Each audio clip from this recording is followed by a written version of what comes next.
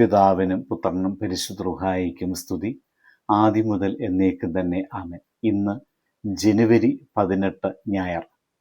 വിശുദ്ധ യോഹന്നാന്റെ സുവിശേഷം 1-ാം അധ്യായം 43 മുതൽ 51 വരെയുള്ളതായ വേദഭാഗമാണ് വിശുദ്ധ കുർബാനയിൽ സുവിശേഷമായി നാം വായിച്ച് കേട്ടത്.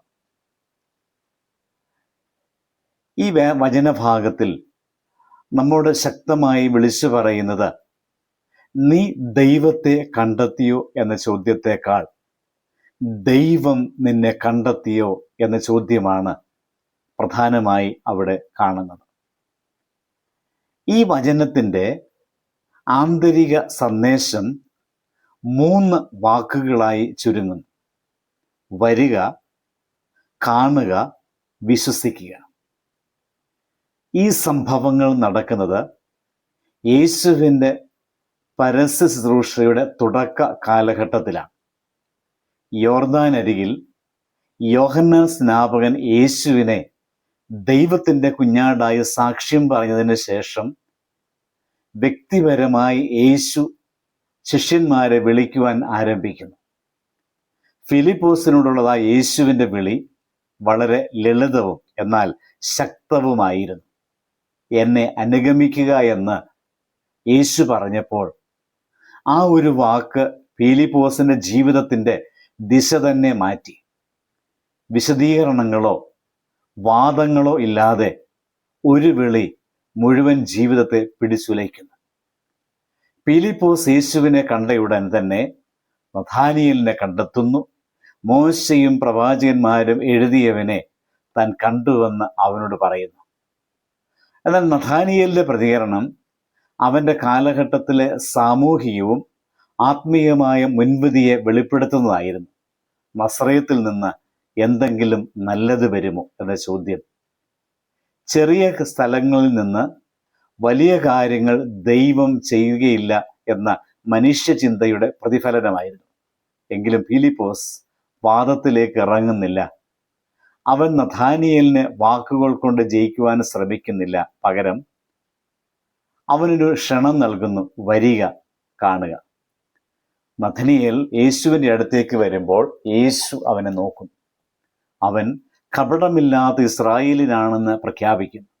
പുറമേയുള്ള മതാചാരങ്ങളെക്കാൾ ഉള്ളിലെ സത്യസന്ധതയെ യേശു വിലമതിക്കുന്നുവെന്ന് ഈ വാക്കുകൾ വ്യക്തമാക്കുന്നു. നഥാനിയേൽ അത്ഭുതത്തോടെ യേശുവിനോട്, നീ എന്നെ എങ്ങനെ അറിയുന്നു എന്ന് ചോദിക്കുന്നു.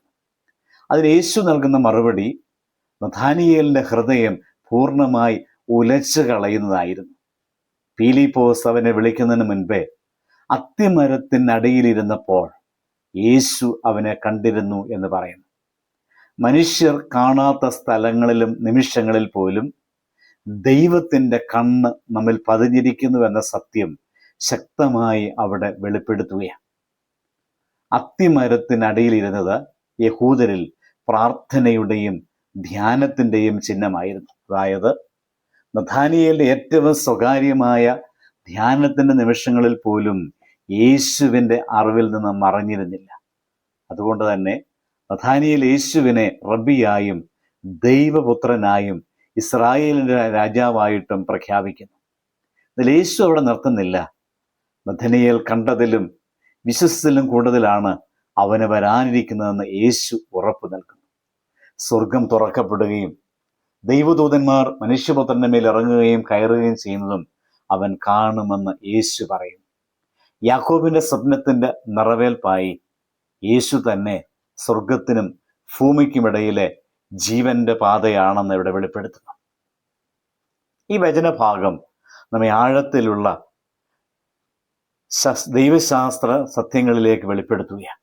ക്രിസ്തീയ വിശ്വാസം സംശയങ്ങളില്ലാത്ത ജീവിതമല്ല, മറിച്ച് സത്യസന്ധതയുള്ള ജീവിതമാണെന്ന് ഇത് നമ്മെ പഠിപ്പിക്കുന്നു.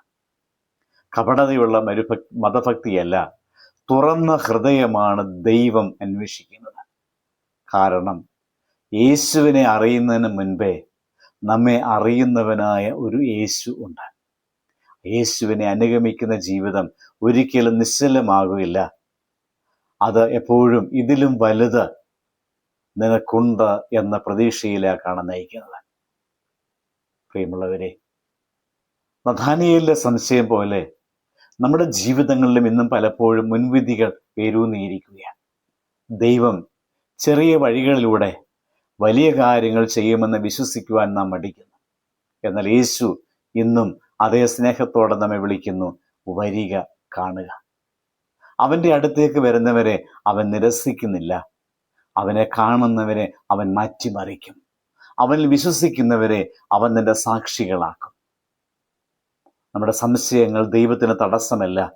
നമ്മുടെ സത്യസന്ധതയാണ് അവൻ്റെ പ്രവർത്തനത്തിന് വഴിയാകുന്നത്. ആയതിനാൽ നഥാനിയേലിനെ പോലെ സത്യസന്ധതയോടെ യേശുവിൻ്റെ അടുത്ത് നമ്മെ തന്നെ സമർപ്പിക്കാം, പ്രാർത്ഥിക്കാം. സ്നേഹമുള്ള സ്വർഗീയ പിതാവേ, ഞങ്ങളെ ആദ്യം കണ്ടുവിളിച്ചും സ്നേഹിച്ചതിന് ഞങ്ങൾ നിനക്ക് നന്ദി പറയുന്നു. ഞങ്ങളുടെ മുൻവിധികളും സംശയങ്ങളും നിന്റെ സന്നിധിയിൽ ഞങ്ങൾ സമർപ്പിക്കുന്നു. വരിക, കാണുക എന്ന നിന്റെ വിളിക്ക് അനുസരിക്കുന്ന ഹൃദയം ഞങ്ങൾക്ക് തരണമേ. കാണുന്നതിൽ മാത്രം ഒതുങ്ങാതെ വിശ്വസിച്ച് അനുഗമിക്കുന്ന ജീവൻ മാറ്റുന്ന ശിഷ്യത്വത്തിലേക്ക് ഞങ്ങളെ നയിക്കണമേ. ഈ വചനത്തിലൂടെ ഞങ്ങളുടെ ജീവിതത്തിൽ വലിയതായ കാര്യങ്ങൾ വെളിപ്പെടുത്തണമേ. യേശുവിൻ്റെ നാമത്തിൽ തന്നെ ആമേൻ. ദൈവം അനുഗ്രഹിക്കട്ടെ.